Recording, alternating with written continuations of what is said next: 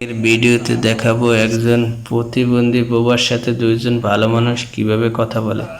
প্রতিবন্ধী বোবার নাম হইছে মোহাম্মদ তরুণ, আর লাল শার্ট মোহাম্মদ মিরাজ, আর সাদা গেঞ্জি ওনার নাম জীবন।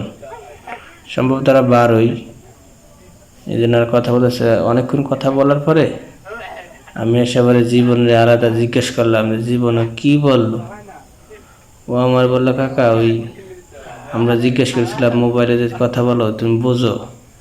ও বললো হয়, মোবাইলে কথা বললে আমি বুঝি, ভিডিও কলে কথা বললে বোঝে, ইশারা কিন্তু বোঝে। আবার মেসেজ লেখলো, যাতে দেখালো মেসেজ লেখলেও বোঝে।